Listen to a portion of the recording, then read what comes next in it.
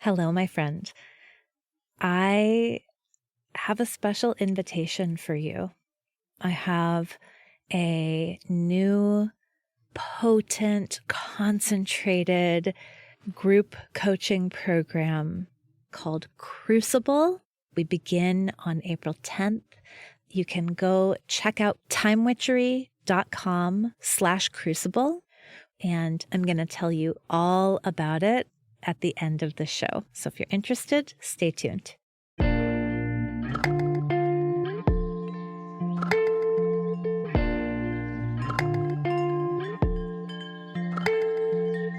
Welcome to Mind Witchery. I'm your host, Natalie Miller, and I'm so glad you're here. Hello, my love. I'm so glad that you are here today for an astrological Mind Witchery.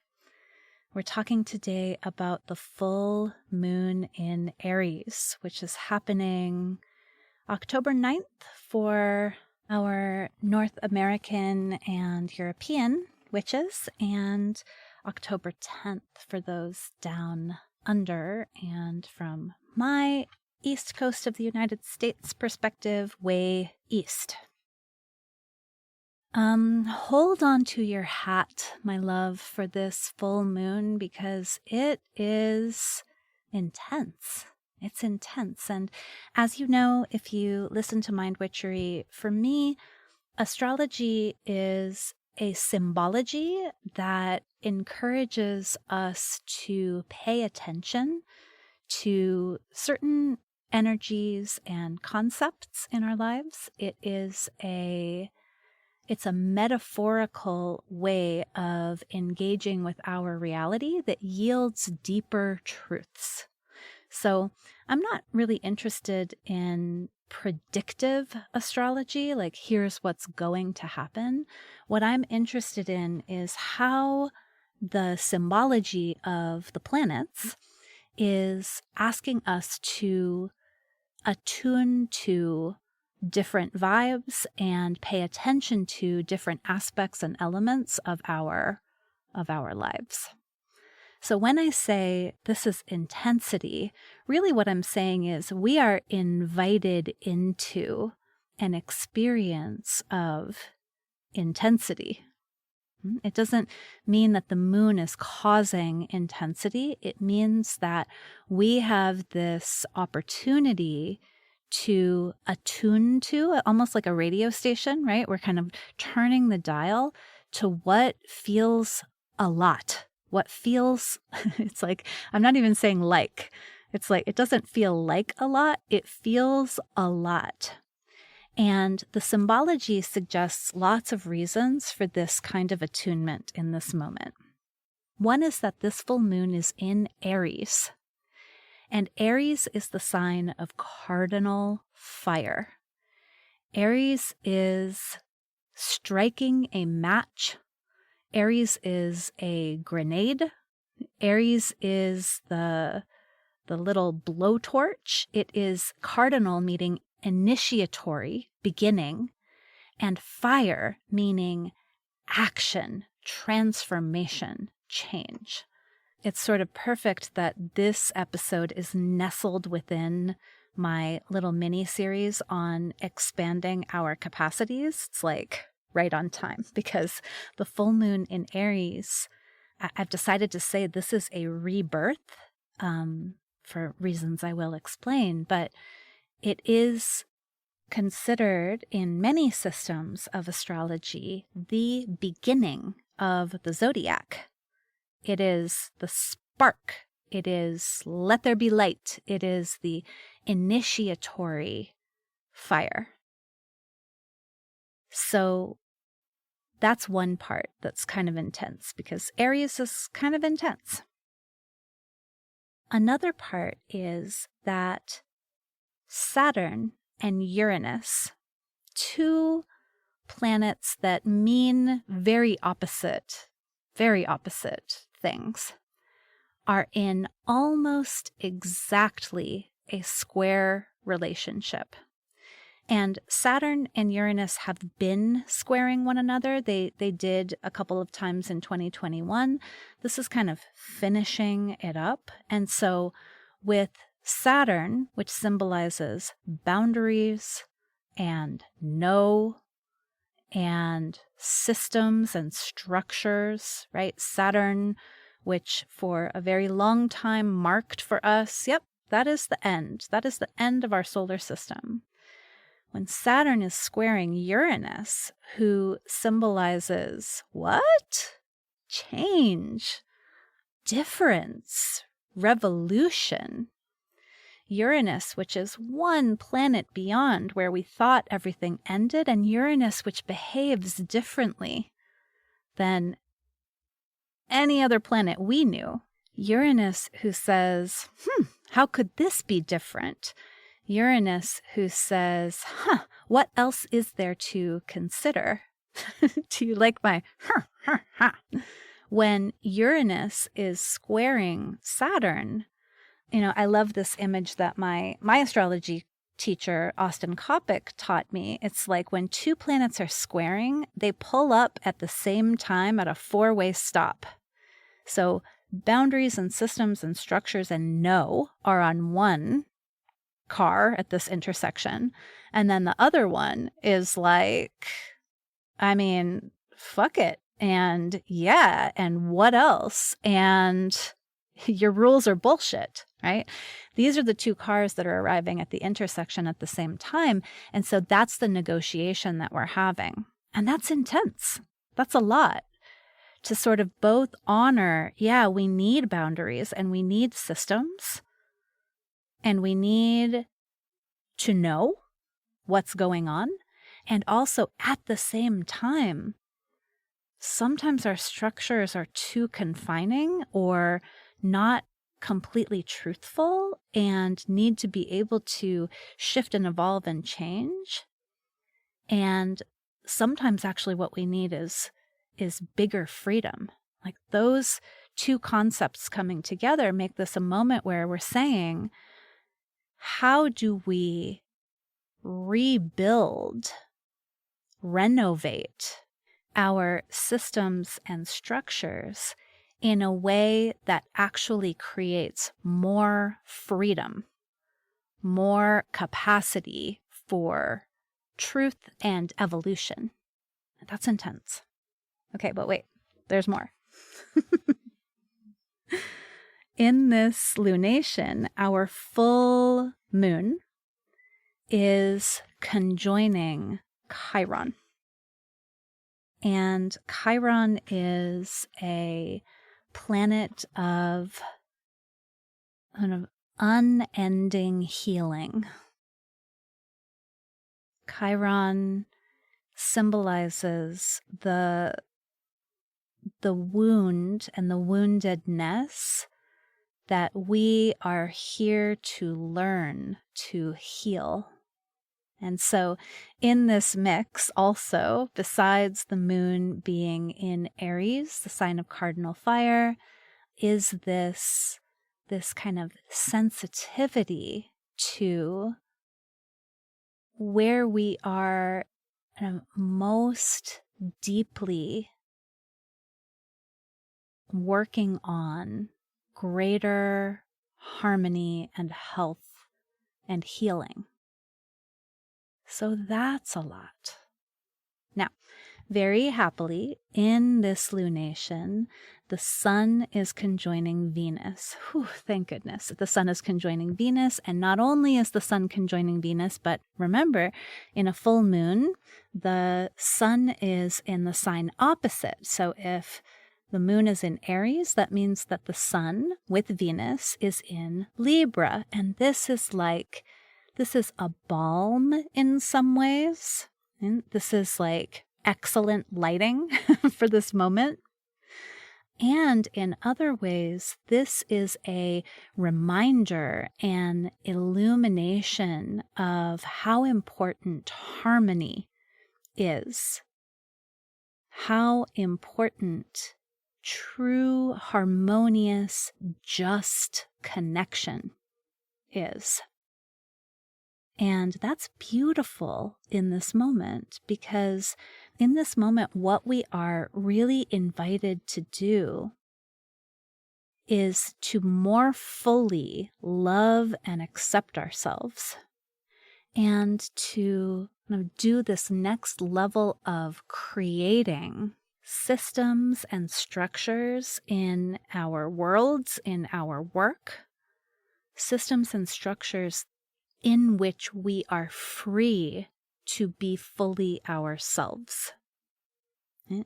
So this full moon makes it very clear that any self-effacement, any people-pleasing, any playing it small does not really have a place in your next level. We are invited in this full moon to see any and all places that we are not allowing ourselves to be ourselves. We are invited to see any ways that we are ignoring or denying who we are, what we need, purportedly for the convenience of others. Remember, Uranus is like freedom, truth, an evolving reality. And Saturn is saying, okay, yeah, but also structure. And so what does this look like? I want to give you I know this is all very lofty and conceptual, but let me give you an example of this. Like, maybe you just only think well before noon. If so, you and I are together in this. Like, if I'm going to do creative work that requires deep thought, pretty much needs to be before noon o'clock, before the sun is headed for the other horizon. And so I've been able to structure my own life, to structure my everyday, to structure my work, to allow for that, to honor that. That's a reality for me. I can't be doing thinking work after noon. Now, there are other things I can do. And so I've kind of created a flow in which that's possible. But the good thinking, the good writing, all of that time, it needs to be earlier. So I've been able to figure out how I can structure that in. What does the everyday schedule look like that honors that truth of mine? Now, is that not the funnest sometimes for other people in my life? That's right. Sometimes people want to meet after noon, and sometimes I'm tempted to say, sure, yeah, we can do that. But more and more, and again, this particular lunation is saying, okay, like, clean the rest of this up. Like, wherever this is not all cleaned up, it's time to do it. Yeah, this is, again, not the first time Saturn and Uranus are in relationship asking for renovated structures. So it's sort of saying, what are the last bits of renovation that need to happen? So, for example, I have a coach who said, oh, here's a practice that's really great to do before you go to bed. And I tried, but frankly, at bedtime, I'm just not going to do that practice.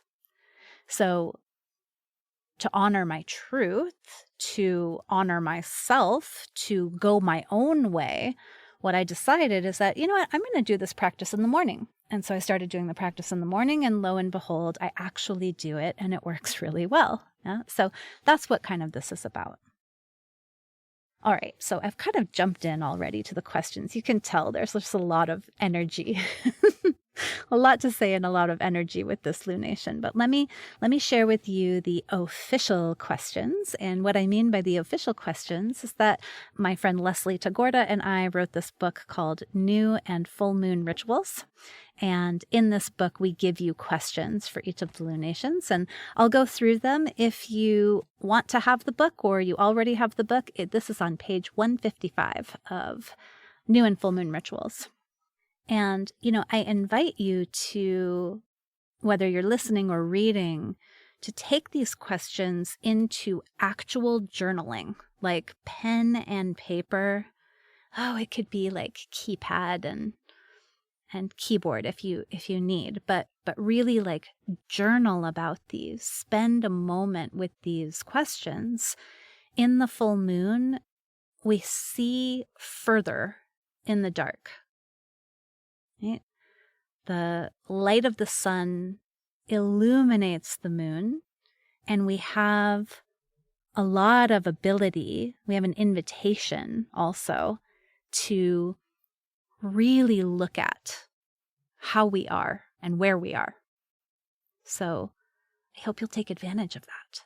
And at the same time, if you are listening to this episode and it's not anywhere near the full moon on October 9th, 10th, like whatever, because your self-awareness has the light of 1,000 suns. So you can shine your self-awareness on these questions anyway.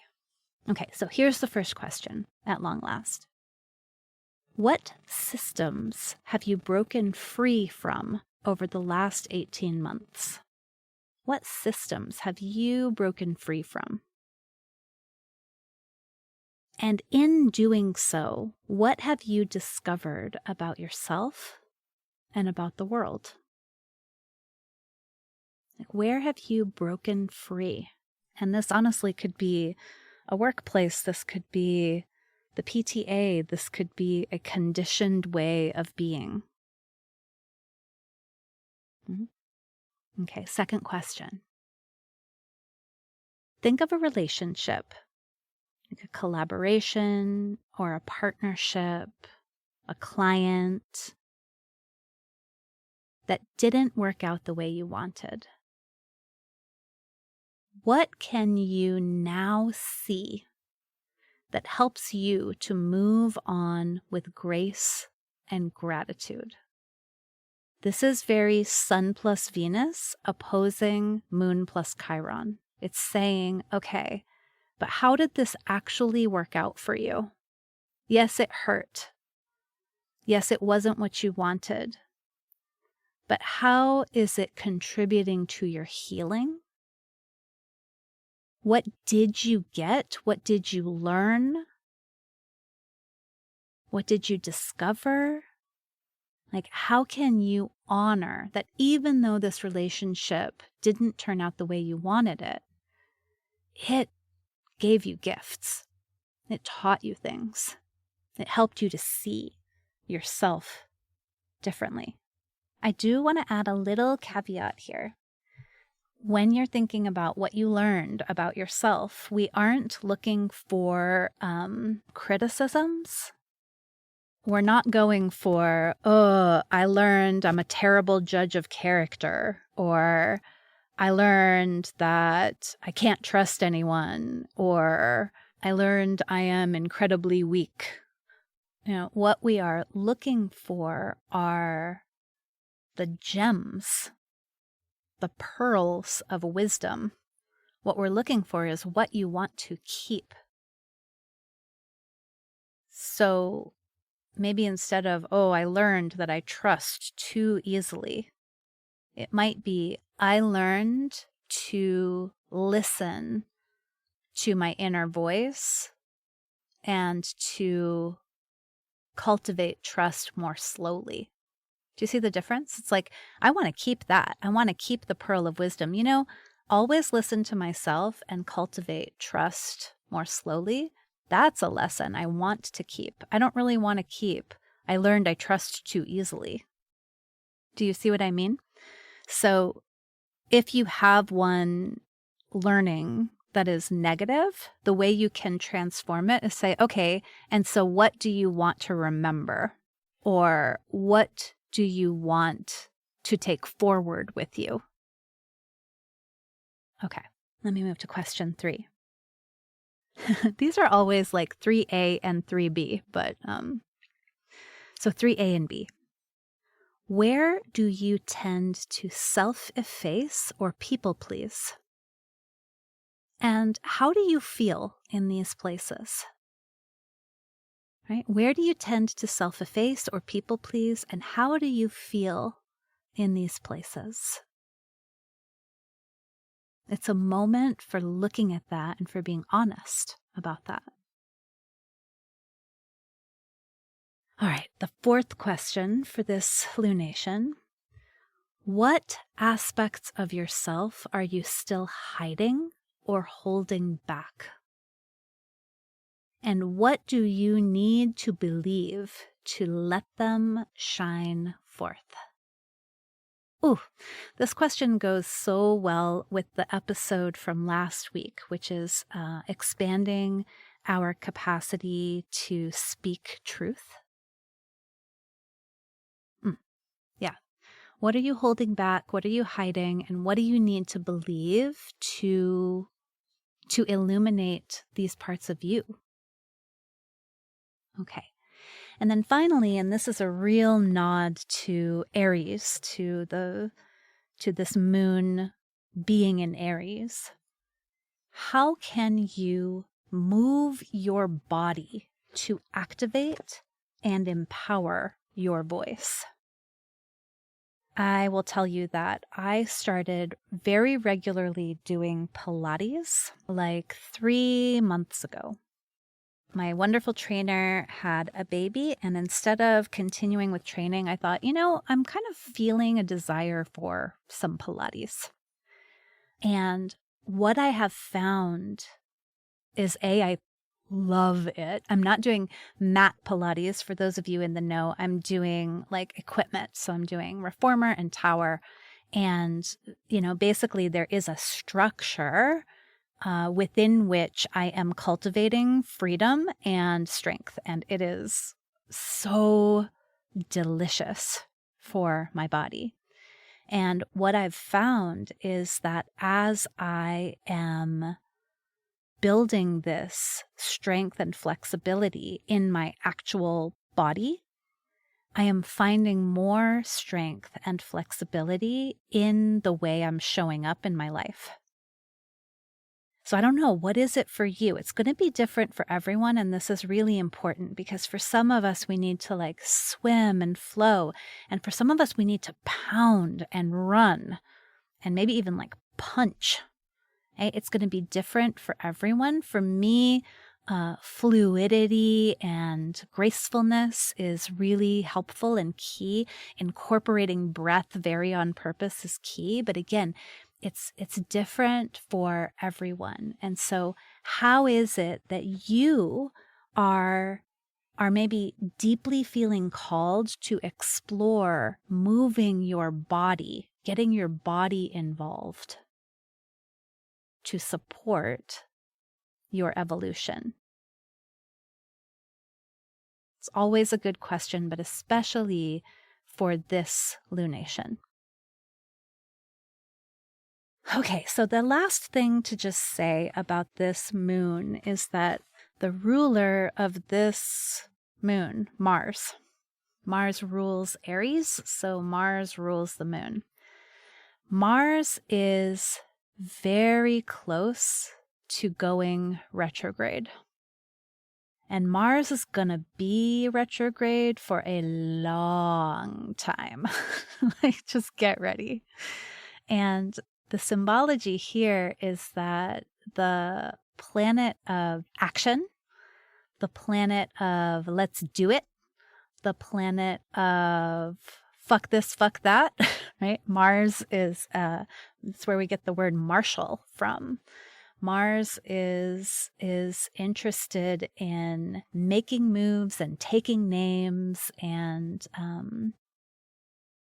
gosh, I always just share with you these strange metaphors that come to me, but what just came to me was the character from Game of Thrones, Arya Stark. So I don't know if you're a Game of Thrones fan, but Arya Stark is like the younger daughter, and she's such a badass from a very young age. She loves to like sword fight, and so she learns to sword fight. And in the epic, in the story, Arya, who really does have all this burgeoning power, her whole world is sort of turned upside down. And a lot of shit happens to people she loves, and so she starts having this list of kind of people she's going to kill, right? It's like, I'm going to avenge all these people.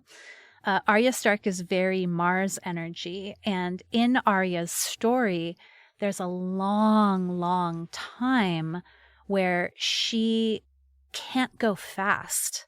It's like she needs to develop skill. She needs to kind of find her people. She needs to rebuild. That's the word I'm looking for. She really needs to rebuild in a way to be able to take the actions she really wants to take and to be the badass she really is. There's like many, many seasons actually where, yes, things are happening, but they're happening slowly, and they're slowly concentrating her power. That is pretty much what this Mars retrograde is going to be like.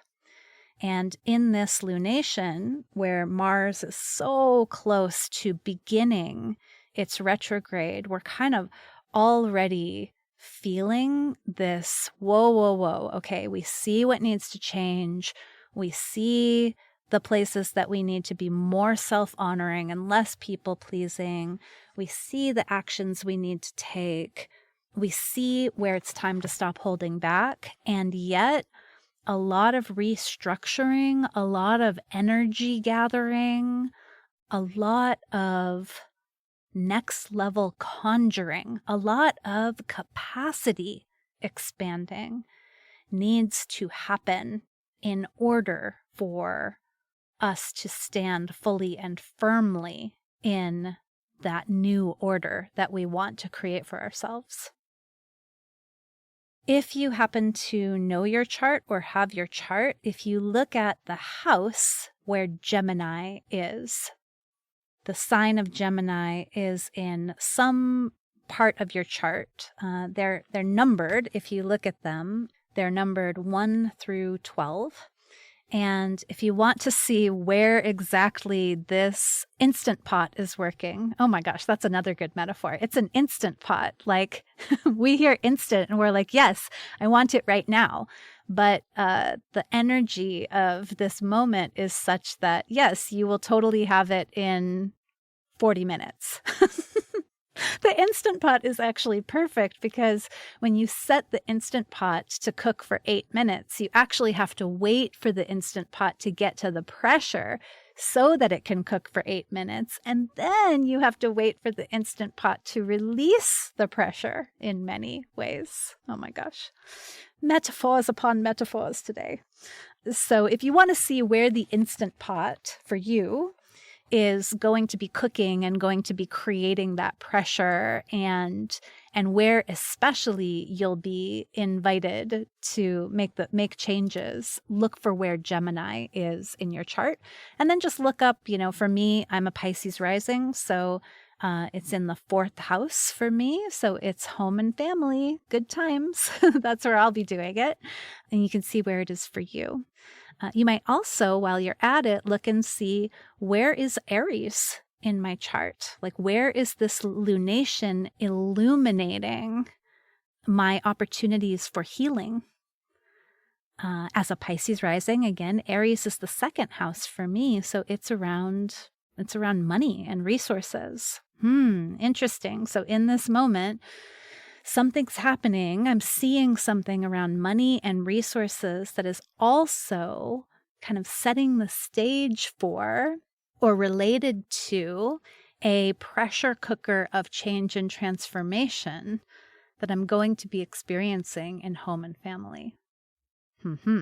So this is what is fun about astrology for me. It's inviting us to see energies and vibes and relationships among different parts of ourselves and different aspects of our lives in new ways. Okay, that was a lot. I'm going to trust that whatever little gem you needed, you will take from this episode. You don't have to take everything, ever, actually. You can always just take what's useful and leave the rest. But above all, what I do hope you come away with is that now is a moment for you to be unapologetically, fully, and brightly who you are. It's a moment to structure your life in a way that supports who you are. It's a moment to create systems that help you to shine and to reject, to reckon with, and renovate systems that don't allow you to shine. All right, my love, there you have it. Full moon in Aries 2022. Please give yourself extra space and time and love and soothing, right? Wherever there's intensity, let there be extra soothing measures. And of course, tune in next week. We will return to the Expanding Capacities series, which I'm really hoping is just the thing for you in this moment. All right, thanks for listening, and bye for now.